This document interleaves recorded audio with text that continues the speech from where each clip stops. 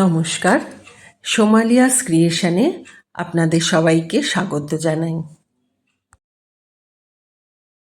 আমার আজকের রেসিপি দুর্দান্ত স্বাদের ডিমের কোরমা। আমি যেভাবে বানিয়েছি এভাবে যদি আপনারা বানিয়ে পরিবেশন করেন তাহলে কিন্তু সবাই আপনার প্রশংসা করবে। আসুন দেখা যাক আমি কিভাবে রেসিপিটি বানিয়েছি। ডিমের কোরমা বানাবার জন্য আমি প্রথমে 6টা ডিম নিয়েছি, সেটা খুব ভালো করে সিদ্ধ করে খোসা ছাড়িয়ে রেখেছি। অন্যদিকে একটা ফ্রাইং প্যানে আমি পরিমাণ মতো তেল দিয়ে তাতে আমি সামান্য নুন দিয়ে দিলাম। অনেক সময় ডিম সিদ্ধটা ছেড়ে ভাজতে গেলে ছিটকে আসে, সেই জন্য নুন দিলে আর ছিটে আসে না। আমি 6টা ডিম এর মধ্যে হালকা করে ভেজে নেব, খুব বেশি ভাজবো না, সামান্যই ভাজবো। আর ডিমের গায়ে আমি একটু চিড়ে চিড়ে দিয়েছি যাতে সমস্ত মশলাপাতিগুলো ডিমের মধ্যে লেগে যায়। আমি হালকাভাবে ডিমগুলো ভেজে নিচ্ছি, দেখুন সামান্য একটু রং ধরেছে, এই অবস্থায় আমি তুলে নিচ্ছি। ফ্রাইং প্যানে আরও 1 চামচ আমি সাদা তেল দিয়ে দিলাম। এখন আমি ফোড়নের মধ্যে দিয়ে দিচ্ছি তেজপাতা, লবঙ্গ, ছোটো এলাচ থেতো করে দিয়েছি আর গোলমরিচ আস্ত দিয়েছি। ফোড়নের একটা সুন্দর গন্ধ বেরোচ্ছে। এখন আমি এর মধ্যে দিয়ে দিচ্ছি 1/2 কাপ মতো পেঁয়াজ কুচি। আমি এখানে একটা বড় সাইজের পেঁয়াজ নিয়েছিলাম, এই পেঁয়াজ কুচিটা দিয়ে আমি ভেজে নিচ্ছি ভালো করে। এই ডিমের কোরমা বানাতে যে খুব সময় লাগে তা কিন্তু নয়, খুব সহজেই কিন্তু এই রান্নাটা হয়ে যায়।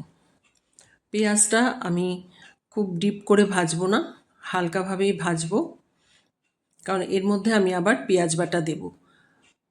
অর্ধেকটা পেঁয়াজ আমি বেটে নিয়েছিলাম, সেই অর্ধেকটা পেঁয়াজ আমি দিয়ে দিচ্ছি। খুব ভালোভাবে আমি মিশিয়ে নিচ্ছি, পেঁয়াজ বাটার আর কুচো পেঁয়াজ একসাথে আমি মিশিয়ে নিচ্ছি। এবার 4 কোয়া রসুন আমি থেতো করে দিয়েছি, এটাও মিশিয়ে নিচ্ছি ভালো করে। এবার এর মধ্যে আমি দিয়ে দেব 1/2 চামচ মতো আদা রসুন পেস্ট, তার সাথে দিয়ে দিচ্ছি 1 চামচ ধনে গুঁড়ো, অল্প জিরে গুঁড়ো, ধনের পরিমাণটা একটু বেশি দেবেন। মশলাগুলো দিয়ে খুব ভালো করে কষিয়ে নিচ্ছি। সামান্য একটু জল দিয়ে দিলাম যাতে মশলাগুলো পুড়ে না যায়। ভালোভাবে এটা মিশিয়ে নিচ্ছি। এখন এতে আমি দিয়ে দিচ্ছি নুন। নুনের পরিমাণটা আপনারা বুঝে দেবেন। নুন দিয়ে ভালো করে মিশিয়ে নিচ্ছি। খুব কম উপকরণে খুব সহজভাবে কিন্তু এই ডিমের কোরমাটা রান্না করা যায়। এবারে এর মধ্যে আমি দিয়ে দেব 1/2 বাটি টক দই।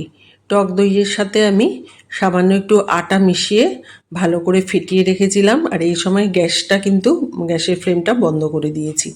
গ্যাসটা বন্ধ করে তারপর এটা দেবেন, নাহলে কিন্তু দই ফেটে যাওয়ার সম্ভাবনা থাকে। আর আটা বা ময়দা যদি একটু মিশিয়ে দেন তাহলে কিন্তু দইটা ফাটে না।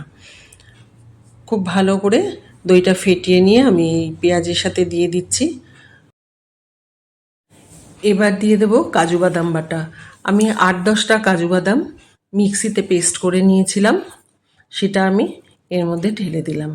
কাজু বাদামের পরিবর্তে আপনারা এমনি চিনে বাদাম দিতে পারেন বা আমন্ড বাদাম দিতে পারেন, কিন্তু কাজু বাদামটা দিলে টেস্টটা বেশি ভালো আসে।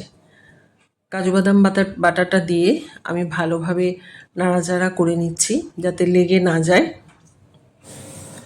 খুব ভালো করে আমি কষিয়ে নিচ্ছি। এখন আমি যে ডিমগুলো ভেজে রেখেছিলাম সেই ডিমগুলো এক এক করে এর মধ্যে দিয়ে দিচ্ছি। ডিমের মধ্যে মশলাগুলোকে একটু মাখিয়ে দিচ্ছি। এবার আমি এর মধ্যে দিয়ে দেব দুধ।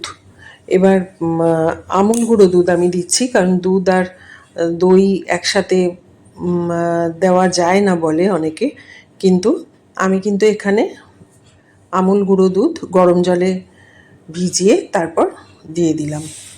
এতে কিন্তু টেস্টটা আরও বেশি ভালো হবে। খুব ভালো করে মিশিয়ে নিয়ে আমি এবার একটু ফুটতে দেবো কিছুটা সময়।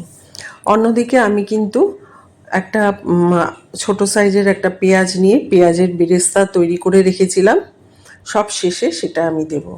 আর এখন দিয়ে দিচ্ছি সামান্য একটু কাশ্মীরি লঙ্কা গুঁড়ো।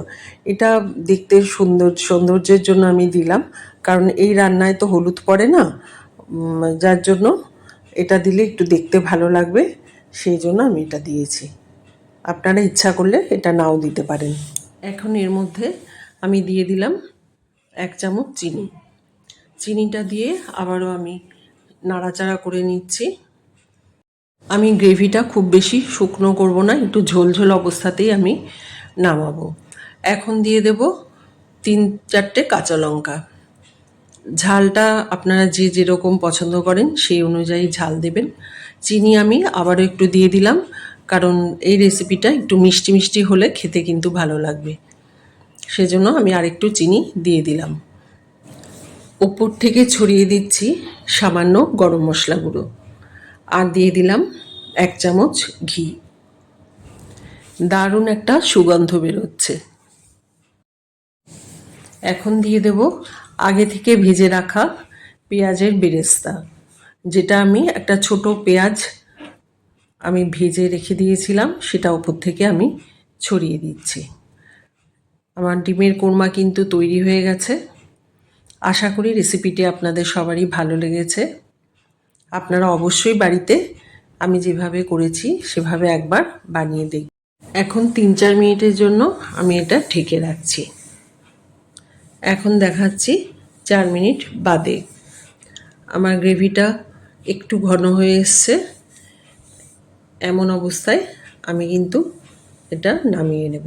আমার তৈরি হয়ে গেছে ডিমের কোরমা।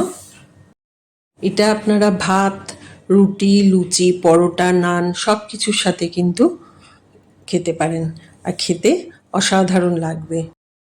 খুব সহজেই খুবই সুস্বাদু একটি রেসিপি কিন্তু তৈরি হয়ে গেল, আর বানাতে বেশি সময়ও লাগে না, তাড়াতাড়ি তৈরিও হয়ে যায়।